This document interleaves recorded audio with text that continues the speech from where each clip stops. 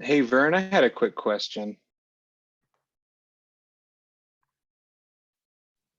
For the Excel template that you have, I'm kind of having a hard time figuring out how to plug my stock into the sheet. I don't know if you could we could maybe address it after class. I know you have a lot to get to on the lecture, but I'm trying to, I've got the stuff I want to write in there, but I'm just seeing the template and how to have the live stock info from my stock be integrated into the sheet. No, let's address that at the top of class, because the sheet's set up to support an add-in that stopped working a couple of years ago. It's free, but the links aren't working, so you're going to have to hard key that in there. And let me just put out another notice to the class. If you're trying to use that Excel spreadsheet, and you have to use it, that's the format that you have to use for your research report. The SMF add-in that goes with it has been broken for a while. So you're going to have to go to Morningstar or Reuters or Bloomberg to get that information and hand key it in there. There's a whole bunch of extra credit points for anybody who wants to figure out how to make the Morningstar add-in work with that Excel spreadsheet. I know it can be done. It's just a little bit of a project, and nobody's been willing to tackle it for me yet. I had one guy try and got a few of the formulas to pull in automatically, but didn't quite get there.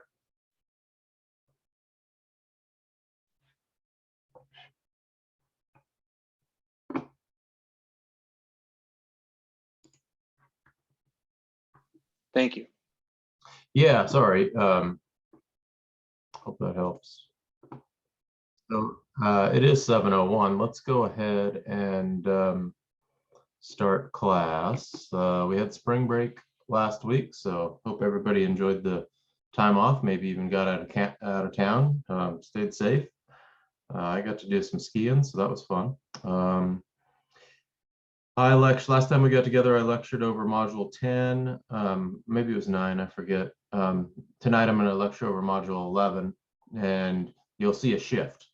Beginning module 11, we shift away from the accounting and into the investment analysis. So the name of this class is Financial Statement Analysis and Valuation. So this is the valuation part. We've spent the first 4 or 5 weeks on strategy, competitive positioning, Porter's 5 forces, SWOT analysis, et cetera. Spent really all of the material leading up to test 2, diving into the financial statements, using that financial statement analysis skill set, making sure that we understood the accounting, all of the estimates that go into the accounting, and how that can affect the ratios and some of the other output that hits our financial statements. And we have spent quite a bit of time adjusting those. Anytime we have accounting that makes for anything other than apples to apples, we have to adjust those. So now that we've done all that and have a basic understanding of how the accounting works, and we know how to adjust for it if necessary, we're going to talk tonight about envisioning and forecasting what might happen in the future. And that's the first step towards valuation. So with all this knowledge, we should be able to theoretically look at all the companies that we've selected for the semester and try to figure out what they're worth. And for those of you who have taken the investments class, you've covered a lot of this. A lot of this is going to be review. If you've already taken investments, you probably just take the rest of the semester off because it's all review. We just are applying it in a very focused manner towards a single company, whereas your investments class starts with this material and then quickly moves beyond this material into what it means to manage a portfolio and how you diversify risk across a portfolio. We just stick with the one company And that's why those two classes go hand in hand. There's a lot of complementary material. I think Dr. Mock's still teaching that class, if memory serves. Maybe it's Dr. Clark. At any rate, the forecast is the first step. So I'm going to lecture a little bit about that tonight. And there's some technical aspects, but all her ducklings were waddling right on top. There's some technical aspects, but I want you to think conceptually before I jump into the lecture about what we're trying to do here. All we really want to know is what earnings are likely to be for your companies next year, the year after that, and the year after that.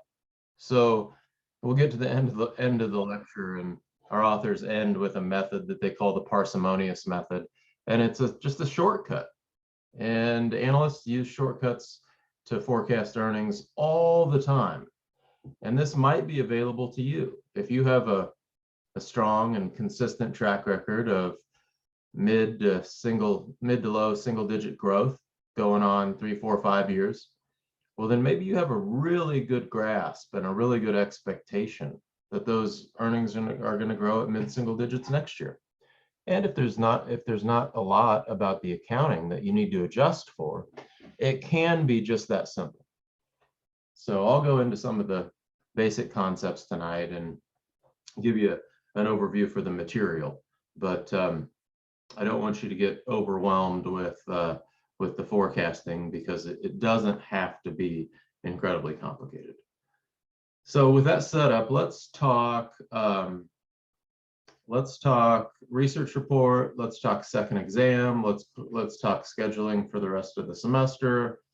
Any questions that you want to address at the top of the lecture tonight before we get going?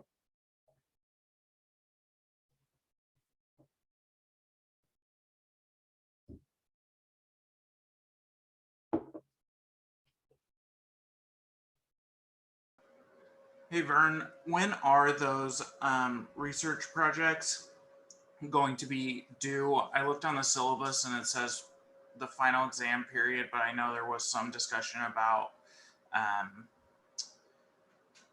maybe completing them beforehand because we had presentations to do before that final exam period.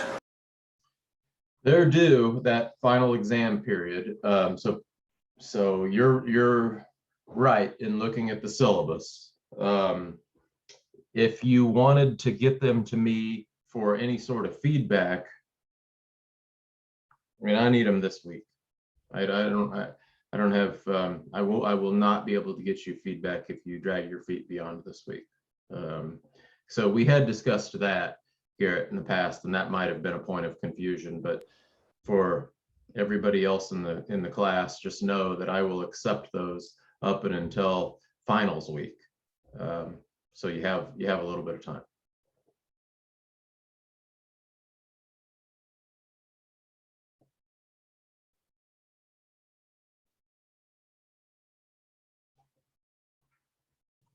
With so you gave us the Qualcomm and CBS ones to kind of go off of, and I mean they're very detailed and everything, very helpful.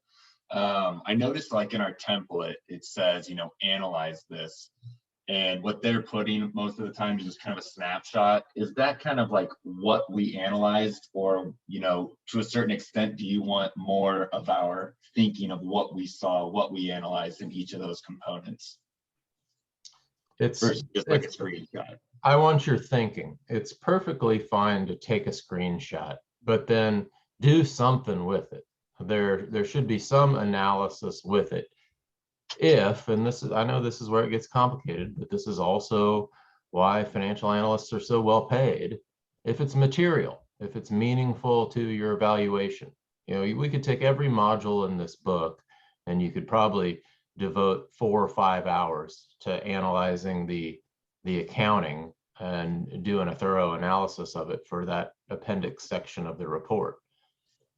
But why? Well, I only want you to do it if it's material to the valuation. And that's the transition that we're getting ready to make tonight. That's the transition into financial statement forecasting and discounted cash flows and relative multiple analysis and so on and so forth.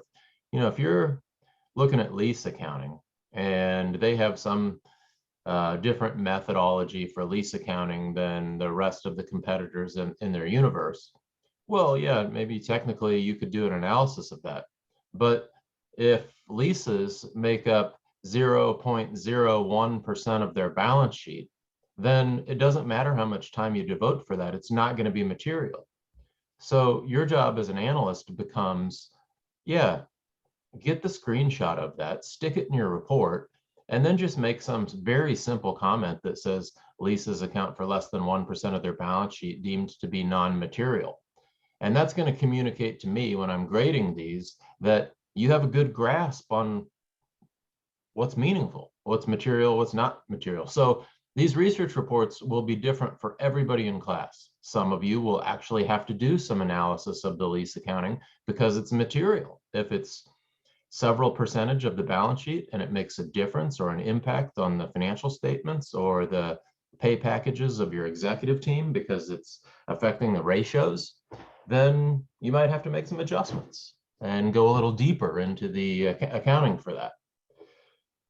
So that's a vague answer, I know, but it's not a simple question. And if you're running into challenges, or if you just can't tell, or if you need some guidance, reach out to me and I'll try to help out. Perfect, thanks.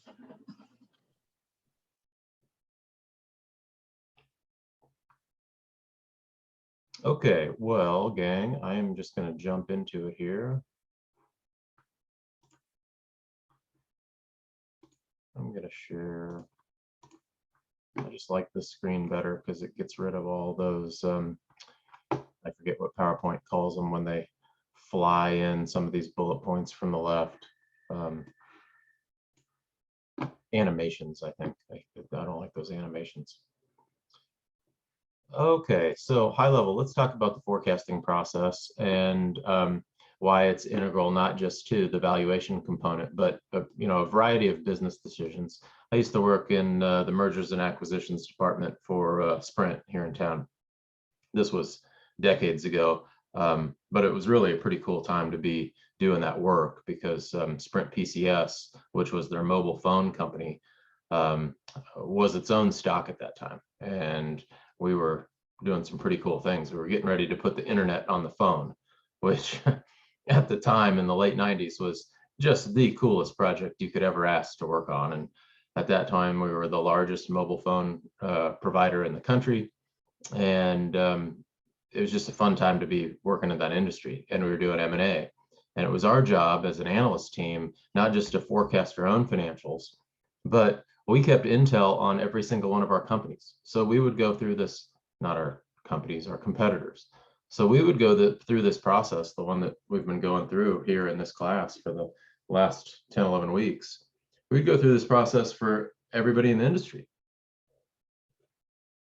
And we get models on everybody in this industry. So the users of this type of material are not just investors, but they extend to analysts, internal analysts, bond rating strategists, other strategic investors. You know, we've covered this several times in class who might be users of this information.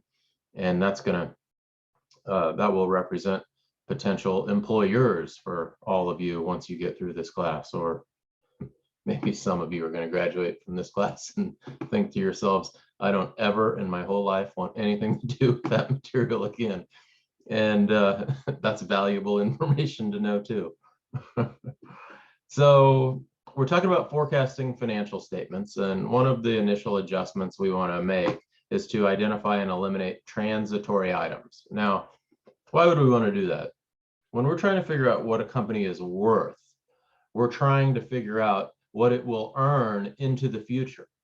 So what a company earns into the future is most likely representative by its ongoing operations. So any of the things that fall on this list are typically one-time in nature, meaning non-recurring, and therefore we want to exclude them or back them out or make an adjustment or otherwise identify them as one-time in nature. And as we've gone through class, you've heard me rail on some of these items a little bit. Anything that's unusual or infrequent in nature is something that management teams are likely to point out, because management teams know how the industry works. And if they can point to an expense and say, well, that was a one-off, it's not going to happen again, analysts are likely to give them a pass on that. And when analysts give a pass, that means it's less likely to affect the stock price. Well, knowing these dynamics about how the markets work, management teams, they like to push the envelope a little bit and play a game where they try to identify some expenses as non-recurring when, well, they're probably more recurring in nature. So I have raised the pink flag or the red flag several times this semester, advising all of you to be on the lookout and to peer into those financials with a keen eye and really examine management's explanation of why they think something is one-time in nature, and to look back at prior years to see if these quote unquote, non-recurring expenses actually do recur, which you'll find out is very common. It's very common for large corporations to have non-recurring expense line items, and management teams aren't dumb. They're going to attribute it to something else every year. But the fact of the matter is they have what amounts to a slush fund or a line item on their income statements that typically has some junk in it and drags down their earnings. And when I see management teams do that year after year after year, well, I start to lose confidence in their explanations when they tell me something's non-recurring, and I'll just begin to factor it in. And I would encourage you all to do the same.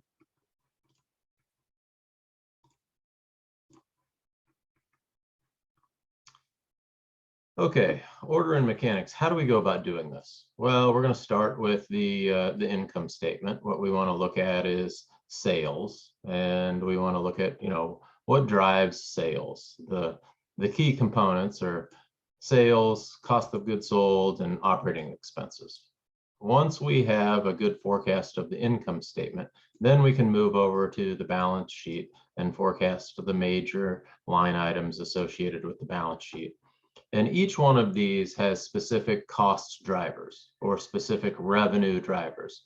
No matter what company you're looking at, there's a driver for your revenue and or costs. And at this point in the semester, you should have done enough reading. You should have done enough of read enough of management's commentary to have some basic understanding of what is driving the sales and expenses at your company.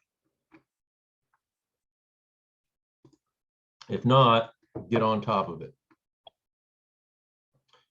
Two things you want in forecasting financial statements are internal consistency. Financial analysts and our authors specifically refer to this as articulation. So the financial statements have to hold up. When you look at 2020 financials, well, those have been audited by probably one of the big four accounting firms, call it Deloitte & Touche or Price Waterhouse. So you have confidence that they all tick, they all tie, they all foot, as accountants say. You can look at the income statement and follow the net income to the statement of retained earnings, which posts to the balance sheet just like it should. Well, when you take those numbers and forecast them into 2021, 2022, 2023, the same needs to hold. Those financial statements need to articulate. They can't contradict one another. That's very important. And I want to see that you know how to do that as an analyst when you turn in these research reports. And then, as I mentioned at the top of the class, there's a level of precision. And this is where the real art comes in. A lot of this is driven by math, and theoretically, we know the value of the company is equal to the present value of its future cash flows. So if we know the future cash flows with certainty, we can discount those and also know the valuation of the company with certainty.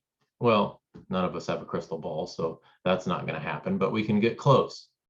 And in order to get close and get paid, because we have to face the constraint that all of us have a limited amount of time, we have to know how to work within a level of precision. We have to know the difference between what is significant and what is not significant. We have to know the difference between what is material and what is not material. And that, in large part, is going to make the difference between a successful financial analyst and a not successful financial analyst. Here's where you start. When you get overwhelmed and you come back to this chapter and you can't remember how to forecast, here's where you start. I would be willing to bet that every single company we're looking at in this class has guidance that has been given by the management team. Start with guidance. It's going to look something like this. Your management team will tell you that they expect sales growth of 3 to 4%. Okay, well, if your management expects sales growth of 3 to 4%, that's probably a pretty good place to start. Now it's your job to tell me when I'm grading these papers whether or not you agree with management's expectations of future growth. Have they hit the nail on the head the last 4 or 5 years? Go back, look at the guidance that they gave for 2018, 2019, 2020. Are they any good at giving guidance? If so, then their guidance is probably a pretty good place for you to start. If not, then you're going to have to look elsewhere, because management teams generally don't have much better track records of predicting the future than anybody else in this class or in our industry for that matter. So why would you take their word for it? Well, there may be an analyst. There may be somebody from JP Morgan. There may be somebody from Morningstar. There may be somebody from Morgan Stanley that has developed an expertise in your industry. And if you can get your hands on their report, that might be a good place to start. And they're going to support that thesis. If they put forth an expectation or a theory or a sales growth number of 5 to 6%, they're going to tell you why they think management is low, what the dynamics of the industry are that are driving that sales growth number. And then I want you to say, yes, I agree with that, and here's why. Or no, I don't agree with that, and here's why. You've spent the last 10 weeks looking at the accounting. You should have formulated or begun to formulate an opinion at this point. I want to see you draw that opinion out a little bit. You will also see guidance for free cash flow productivity, capital spend, dividends, direct share repurchase. Companies give guidance on all kinds of things. By the time you get through picking apart company guidance, you may be 90% of the way through your financial statement forecasts. This, again, I say don't get overwhelmed with this, because there are shortcuts, and one of the quickest and easiest, and well, you have to start here. I mean, you have to start examining management's own expectations for their business. And then your forecast may deviate from theirs. I would expect that it probably would, because that's the way most analysts end up finalizing their forecasts, is by identifying the specific and discrete parts of management's guidance that they disagree with. And you may be more bullish, you may be more bearish. There may be things that are unfolding in the industry that aren't reflected in guidance, or new mergers, new divestitures, so on and so forth. You have to take account of all that.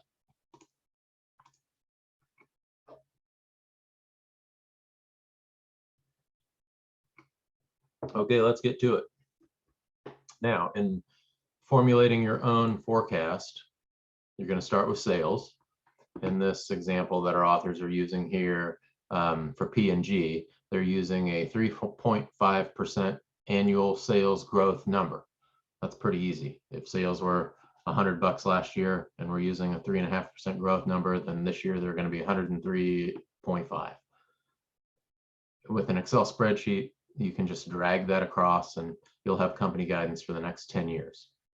Now, most of the expenses that are listed on the income statement are calculated as a percent of sales. If you look at costs of goods sold, for most companies, for most manufacturing companies, cost of goods sold can be measured as a percent of sales.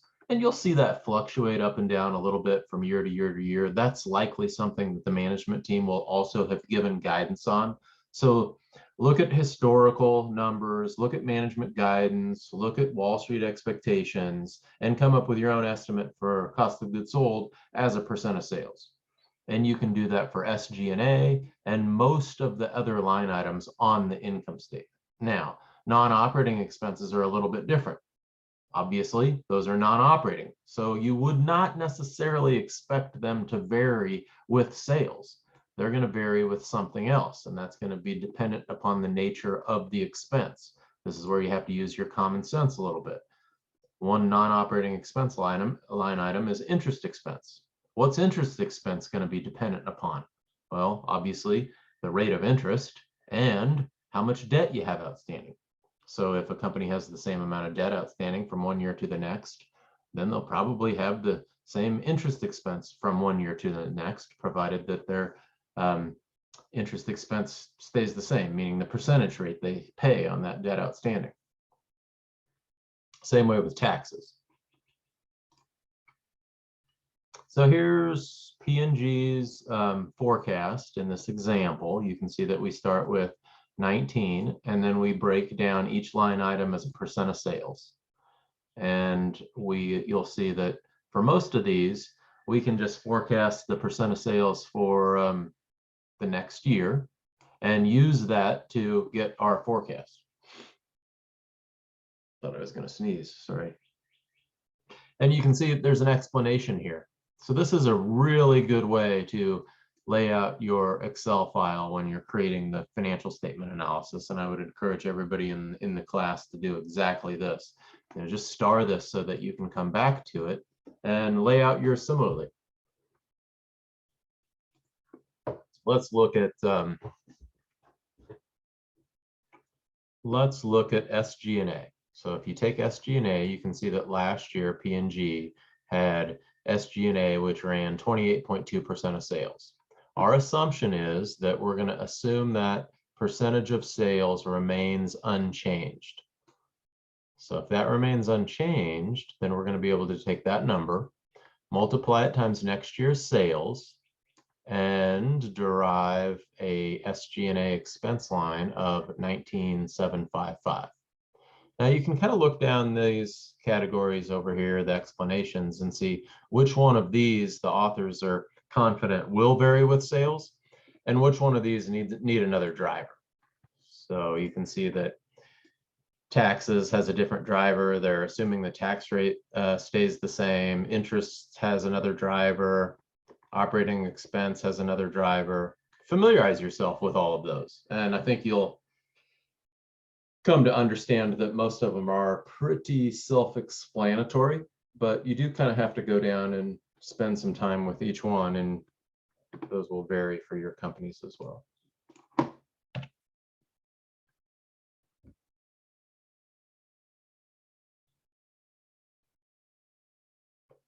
Okay, I'm going to skip that slide. The authors are just going into exactly what we talked about. Same way with SG&A.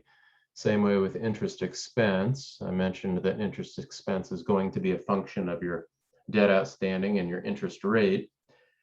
When it comes to debt outstanding, when we get to the balance sheet, which we'll look at here in a moment, the balance sheet, we'll forecast the balance sheet by taking our debt and subtracting off the current portion of long-term debt. So every year we pay that current portion. So you would expect the amount of debt we have outstanding to decrease every year. If we have debt that we're paying off in equal installments over the next 5-year period, then the debt outstanding is going to decrease by 20%. We need to reflect that and make sure that it's represented when we forecast the income statement into next year. Now, sometimes companies are, you'll find some companies in the habit of taking on more debt every year, and management should give guidance on something like that. So here again, it's crucial to understand what the management team's expectations are for the near future. It's crucial that you have an understanding of the commentary that they give with the last several quarters, so you know where the company's going.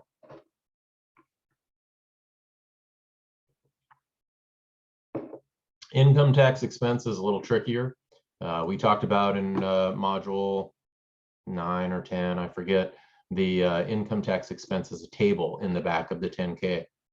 And you're going to be able to break down that table and see how income tax is fluctuating from year to year to year. Most of the time, if you're working on a global conglomerate, these are going to be fairly consistent from one year to the next. So you can see here that P&G had an effective tax rate of 23% in 17, 26% in 18, 34% in 19. So that didn't necessarily hold for P&G. They had a big goodwill impairment tax here, it looks like in 19, that did not affect either 18 or 17. That's probably the one that skewed their effective tax a little bit higher.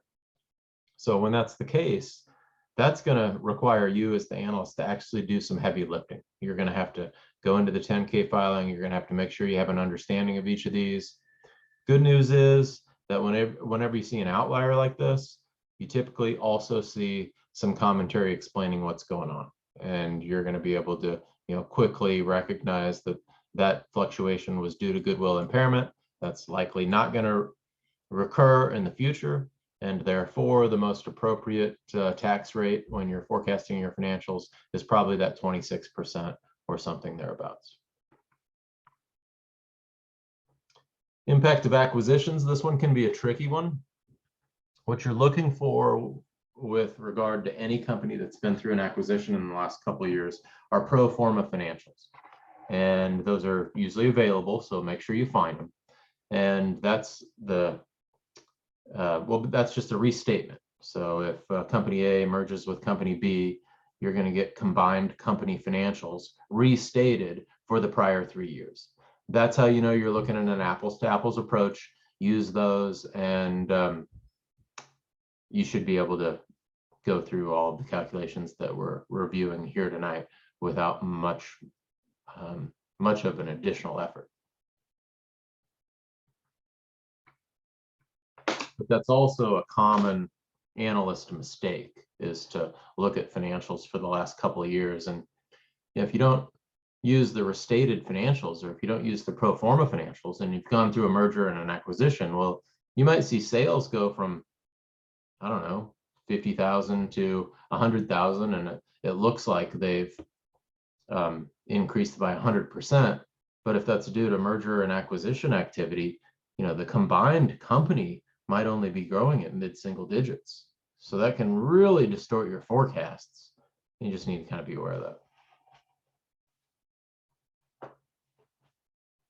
Okay, bear with me a minute here.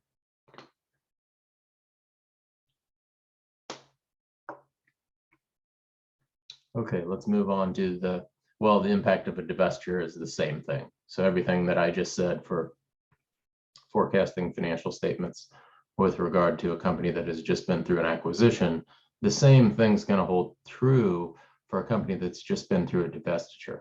So if we talked about spin-offs and split-offs and other divestitures in module 9 or 10. And if that affects your company, then just to know that as you're looking at the trend lines, trend line growth, trend line sales growth, any of the expense line items as a percentage of sales, those aren't going to hold, and there's going to need to be reconciled for a little bit more work in doing so, but nothing that you can't knock out in a couple hours with a spreadsheet and a little bit of work relative to your forecast. Okay, let's move on from the balance sheet, or from the income statement to the balance sheet. So with the income statement, most of those were a function of sales. With the balance sheet, we're going to see that most of the line items on the balance sheet are a function of total assets. The bigger your asset line gets, the bigger some of these other line items get. So working capital is still sales though. So our authors note here that the more working capital, or the amount of working capital that we have on hand, and remember working capital is current assets less current liabilities, that's going to fluctuate with sales. And this is a good cross check for a financial analyst when we're trying to make sense of management guidance. If management thinks they're going to grow their sales by 10%, they also need a plan for growing their working capital by 10%. Similarly, if sales are going to double, working capital is probably going to double because we're going to need to increase inventory, and we're going to need to increase accounts receivable, and we're going to need to increase short-term debt to finance that inventory, and so on and so forth. All of these trade receivables. More volume means more current assets. More volume means more current liabilities, and these things typically fluctuate together.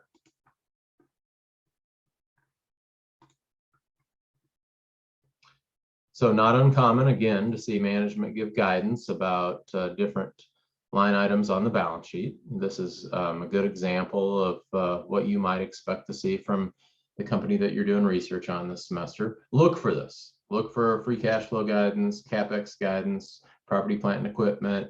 Don't do any more work than you have to here. This is the shortcut. Start with it.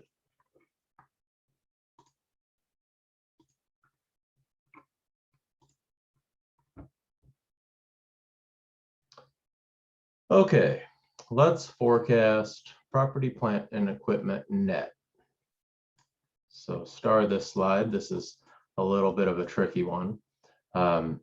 So to forecast property, plant, and equipment, we're going to start with the property, plant, and equipment number from last year. In this example, we're trying to forecast 2020. So we're going to start with 2019. That's something that we know. We can always start with the known. So if we know what property, plant, and equipment was for 2019, we're going to add to that number any new capital expenditures. Capital expenditures flow into property, plant, and equipment. That's new property, plant, and equipment. So we're going to add that to the old number, and then we're going to subtract our depreciation.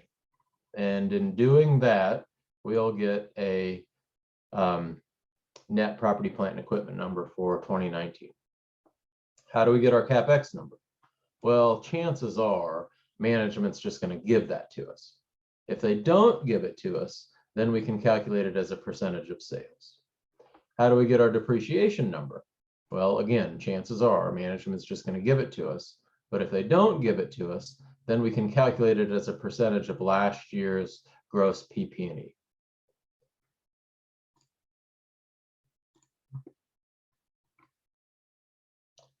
Okay, amortization of intangible assets. You are likely to find a schedule of that amortization in the back of the 10K somewhere. You may see management teams giving guidance about that amortization. You may see that that amortization expense is immaterial or so small that it's unlikely to recur again. That's one that'll probably take a little bit of lifting on your part. And a lot of these are items that might take a little bit of a lift on your part just because you're not going to know what they mean, or you're not going to have clear guidance when you look at them on the balance sheet. That's one of the things that's so challenging about this class, is that every balance sheet's worded a little bit different. Not every balance sheet has a clear SG&A line item. Not every balance sheet has a clear, or not every income statement has a clear cost of goods sold line item. Every company words these a little different. So you have to be able to go to the 10K filing and read the reporting to have a good understanding of what a lot of these things even are. Okay, slide number 25 talks about forecasting the long-term debt. And I mentioned this just a minute ago. We have to recognize that long-term debt is going to get repaid every year. And as it gets repaid, we need to subtract off the current portion of those long-term liabilities. And by making that adjustment, we'll be able to forecast our long-term debt into the future. Not that complicated. We just need to have a handle on what's going on. A lot of this is common sense. But, common sense is something that we retain, something that we grasp, something that we build upon after we've done something a dozen times. And this is the first time you've done this. So I'm just trying to point out how it works, how it functions, so that you can, hopefully not be overwhelmed by this material, but gain a grasp of how all of the statements are working together. Dividends. How would we go about forecasting dividends?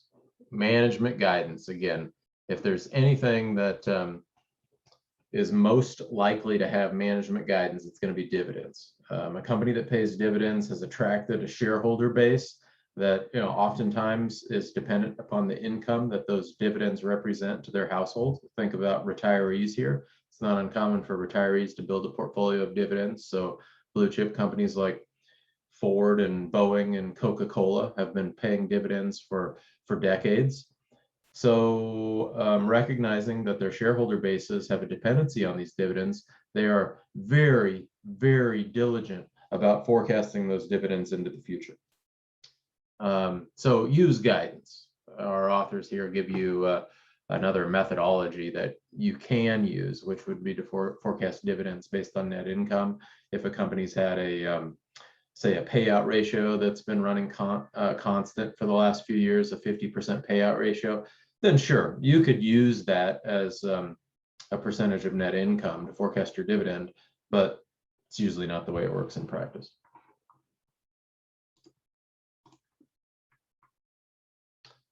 Treasury stock.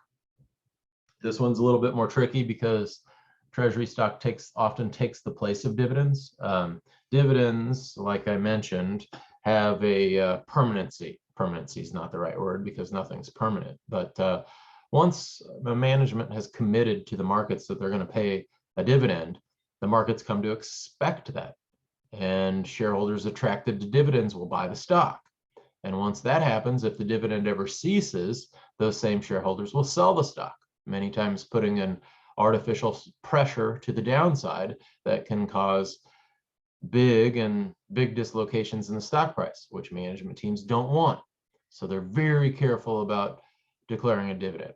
And in lieu of that, oftentimes management will just buy back their own stock because they don't have to declare a dividend, and basically amounts to the same thing. You're returning money to shareholders and fewer shares outstanding, given the same earnings base, cause the stock to appreciate. Not a bad proposition. Problem is, management teams typically don't forecast those moves with the same regularity. So being able to forecast this as an analyst is a little tougher. We have to look to things like share repurchase programs, stock-based compensation, official guidance, historic data. Look at all those things to be able to parse this out. That's not an easy one. Okay, forecasting cash. The last thing on the balance sheet we're going to forecast is cash. And you can think about cash as the plug figure. After you've forecasted the income statement, and after we've gone through every line item on the balance sheet with reasonable metrics, we can make educated guesses and reasonable forecasts. The last thing we'll forecast is cash, and because the balance sheet has to balance, the cash is going to be a plug figure. If we've done well, then it's likely that the income statement has earned a profit, and it's likely that those profits have flowed into retained earnings, and it's likely that that cash figure will be accumulating. We would expect a company that's doing well to increase their cash year over year, which is why you all may or may not remember this, but one of the things I always advise early in the semester that everybody ask of their management teams are, what are you doing with your cash? Because if a company is successful, it will accumulate cash, and we don't buy into businesses just to see them hoard cash. We want to see them put that back to work. So they should have a plan for it. And that plan should show up in higher capital expenditures, or investing that cash in your sales force, or merger and acquisition activity. So our authors give us some examples here of how that cash might be put to work. You could increase marketable securities, reduce debt, forecast additional stock repurchases, increase dividends, so on and so forth. Know what management's plans are for that cash and make the necessary adjustments when you're forecasting your balance sheet.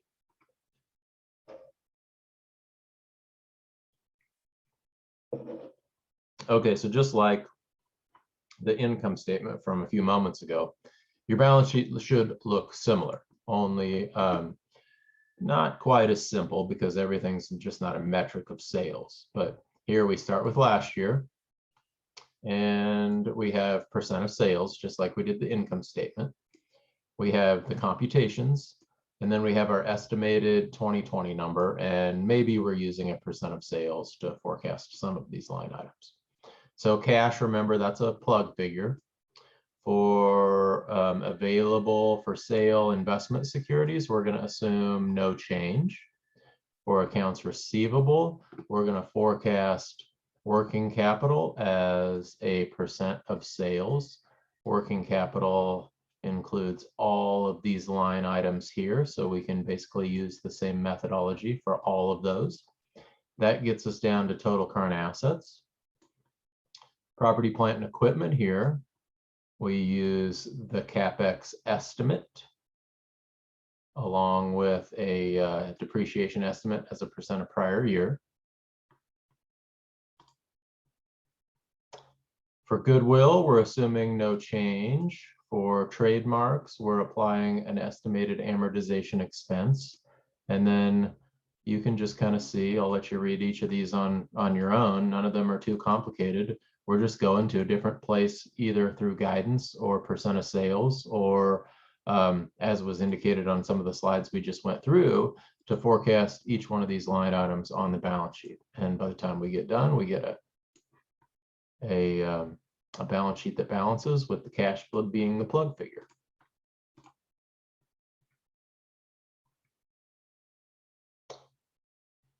Okay, let's look at some of the more nuanced aspects of forecasting financial statement data, one of which would be to prepare forecasts using segment data. Procter & Gamble is probably a pretty good example of this. I don't think very many of you in this class have selected companies that would likely have segment data. And if you have, then either management will have given you guidance on this, or it's very likely that one of the analyst reports that you've pulled off Thomson One will have this broken out for you. Use it if it's helpful. It's not a requirement of this class, but you do see it from time to time. So I want you to know what it is, and I want you to have a familiarity with how you might use it. And it can be helpful, especially for corporate finance types. When you're doing internal budgeting, internal forecasting, yeah, absolutely. If you're a company like Procter & Gamble, well, you need to have a forecast for every single product line. If you're a company like General Mills, you need to have a forecast for every single box of cereal. How well do you think it's going to sell? What's your pricing power? What's your mix? What's your product mix look like? What are the strategic decisions that you might be able to change this year and next year and the year after that to subtly increase your profit margins over time? Procter & Gamble has one of the best training programs in America for just these types of strategic decisions. And when you're dealing with numbers as large as a company like P&G, you can employ a whole team of analysts just to break down this data. And it'll look something like this. So here's P&G's. You can see they break this is P&G. They break theirs down by beauty, grooming, healthcare, fabric and home, baby, corporate, and then total company. And each of these segments could have its own P&L. Now, you may come to find out that companies only give revenue guidance for each of these segments, in which case you could take the revenue guidance for each segment, forecast that out, sum it up, and then you got total revenue forecast for the company.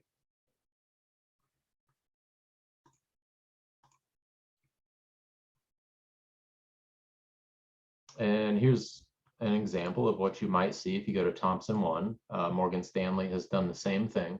They've done, for each segment, they've looked at the organic sales growth, the volume, the pricing, the mix, the currency impact, the impact of acquisitions and divestitures, and then the impact of, total sales growth. Again, probably a little bit beyond the scope of this class for you to do that for your target company, but you might see it, you might run into it. So be familiar with that. You know what? Give me 30 seconds. I'm gonna go get a refill and I'll be right back.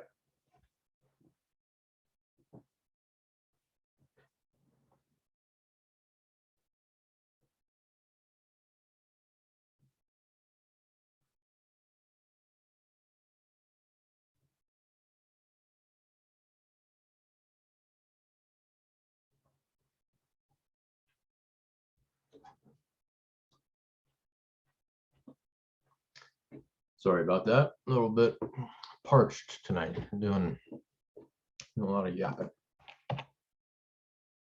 Okay, learning objective number 5. Let's forecast the statement of cash flows. This is another one you need to be familiar with. Everybody in this class has done the basic accounting to understand how the statement of cash flows is derived from the income statement and from the balance sheet. We're really just looking at the balance sheet and understanding how the line items move from one period to the next and making adjustments. So we're going to do that for the forecasted financials just the same. So once we have the income statement and once we have the balance sheet, we're going to go about preparing the statement of cash flows just like we would if it were the current year. There's no big secret to it. So this is just a review of how the cash flow statement comes together. This can be helpful for analyzing a company into the future. Again, as a checkpoint, you want to make sure that the statement of cash flows works and therein confirm that the financial statements are articulating that, again, that's the word we want to see. But in practice, I've very rarely ever seen an analyst actually do this. Most of the time you're going to get all of the information that you need to inform your decision making from the income statement and from the balance sheet. So for what it's worth, but you do need to know how to do it. This will be on your exam. So let's do a little review. Once we have, like I mentioned, once we have the income statement and the balance sheet, we're going to prepare a statement of cash flows just like we normally would. We're going to compute the changes in each line item on the forecasted balance sheet and therein bring together the operating section, the investing section, and the financing section of the statement of cash flows. Exactly the same. This should be 100% review. So you'll see the computations as laid out here. You got net income, always start with net income, add back your non-cash items like depreciation, amortization, change in accounts receivable. There will be some change in accounts receivable because, as we just reviewed a moment ago, we forecasted those based on a percent of sales. You can see how each of these line items change from one to the next. Then we have capital expenditures, dividends, all review here. So spend a few minutes with that before the exam, know where it is. If you need to come back to it, again, the exam's open book, so I don't anticipate any problems there. Okay, and then lastly, I think this is second to last learning objective, prepare multi-year forecasts of financial statements. So everything that we've just looked at, everything we've just done, all of the examples took us from 2019 to 2020 for P&G. Well, once we use a percent of sales, maybe a percent of assets, maybe the procedure for PP&E, we can do the exact same thing for 2021 and 2022 and 2023. And when you array this out in a spreadsheet, I think what you're going to find is that this becomes very simple, really just a matter of pulling your mouse across the top of the spreadsheet, and the financial statements are going to materialize right in front of your eyes. Now, you don't always want to keep that the same. And oftentimes, management teams will give guidance on the margins they expect in the future. And margin is a function of cost of goods sold and SG&A. So if managers think that they can get their operating margin down from 15% to 16% to 17%, then you'll see those things fluctuate year to year to year, and you'll want to make sure that you make those adjustments. But practically, once you draw those forecasts across your Excel spreadsheet, you're going to have 80% of the architecture of the framework in place. And then it's just a matter of going back and changing your key assumptions.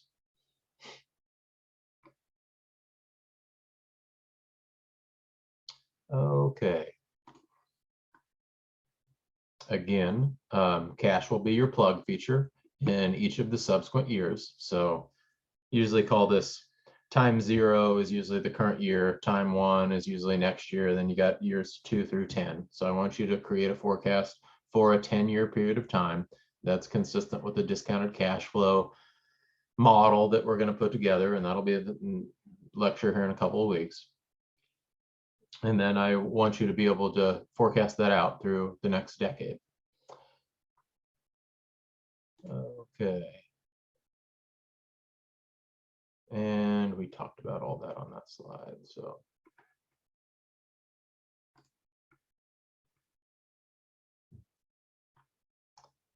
on slide 40 here, you can see how our authors are just giving us an example of the next year and some of the assumptions that go into that.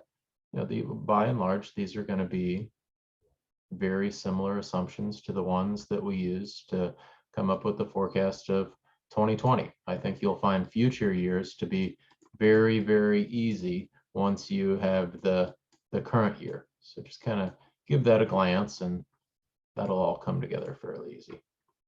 Same way with the balance sheet.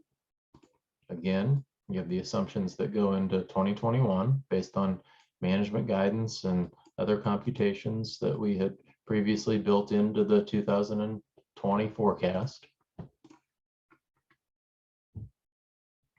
And then here's something that you will see a lot. And when I'm doing this for myself, I always use a sensitivity analysis, and I would encourage you to do the same. These can get very complicated. They don't have to be very complicated. What I would encourage you to do is to ask yourself the question, well, if management is telling me that sales can forecast from 3 to 4%, then what does the future look like at 3%? What does the future look like at 4%? That's kind of maybe a bull case and a bear case.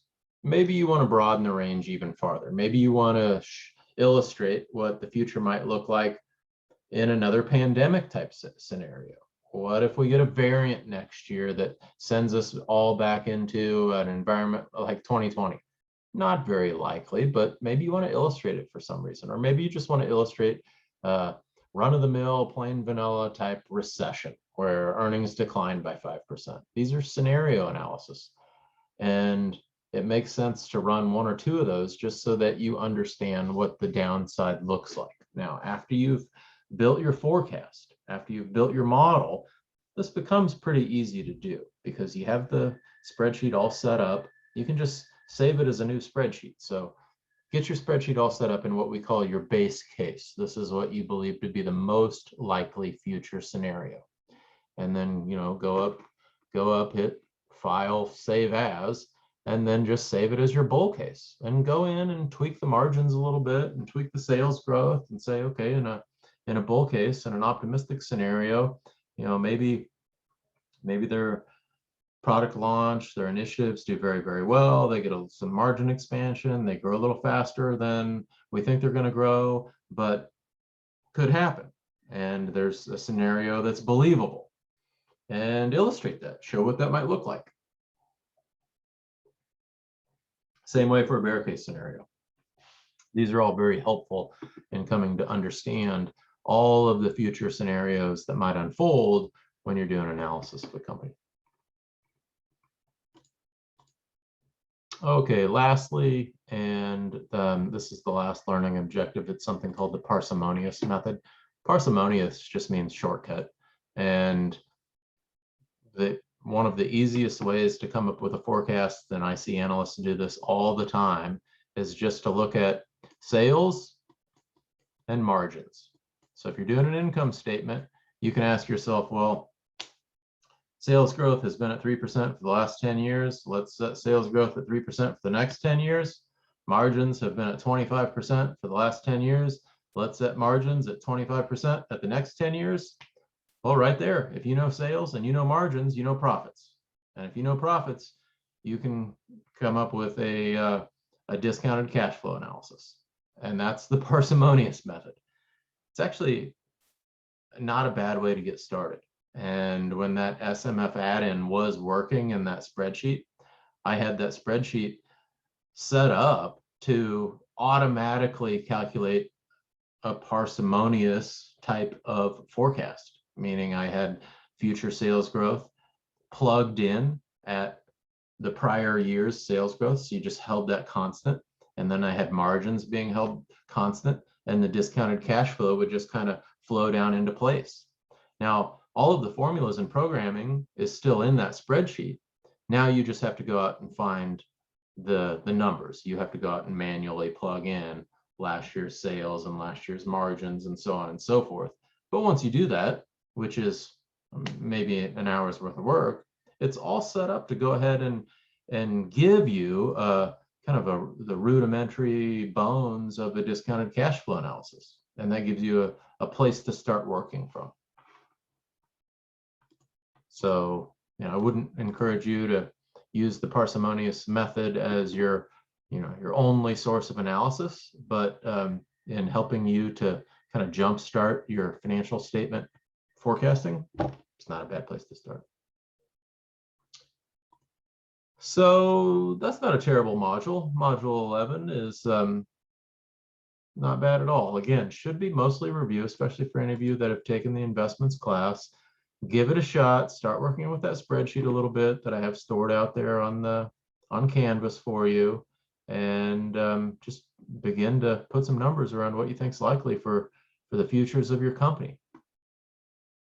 And that's my lecture tonight, gang. So I will stop my share, and let's see, it's 8:01, so that leaves us with a few minutes before our 8:15 conclusion. Any other questions or guidance that we need to touch on before we adjourn tonight? Yeah, Vern, in terms of you wanting, if you want comments on your report, get it to you this week. Are we talking end of day Friday? Yeah, end of day Friday. Hey, Vern, I was curious if you could give me some insight. So I was kind of going over my company is Pegasystems.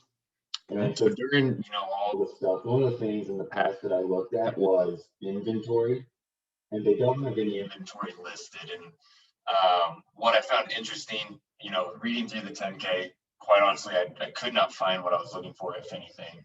Now, Morningstar also lists that there's no inventory, yet under the trailing 12 months, there is a statistic. Do you know what, or could you explain a little bit into what I may be missing on that, or where those statistics are coming from, where there's nothing annually, but there is something on a trailing 12 months for inventory? What's the company do? So they're a software platform. They create a coding platform that they sell B2B. So, in terms of inventory, I kind of expect them not to have it. Yeah, but before I asked the question, I was thinking to myself, sounds like a software company. And Yeah. So sure enough, I wouldn't expect a software company to have any inventory. I don't know where that trailing 12 months inventory is. They may have, I guess they might have something that they keep on the shelf, but usually Okay. software companies don't have any inventory. That might be something where you could make a determination that it's insignificant or not material, and in which case you wouldn't even need to forecast it. But might be worth a call to the investor relations department. Again, don't be afraid to pick up the phone and call these people. They get paid to answer your questions. Just say, hi, I'm Zach, I'm a shareholder, got a question about inventory. Okay. Yeah, that makes sense. I kind of had the same assumption, but I was just really curious. I was like, I don't understand how that is even a thing if it's not. So makes sense. Yeah, I'll give them a call. Professor, I have on my planner from when we first started that you said submit the research report 3 weeks early, and that falls on April 20th. So So you want until April 20th to submit it? that's what you said, and that's what I wrote on my planner from like the first day of school. So, Well, if you need till April 20th, I'll give you till April 20th. I mean, if you're a man of your word.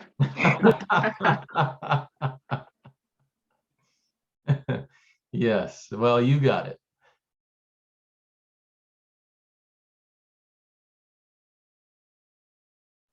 Thank you.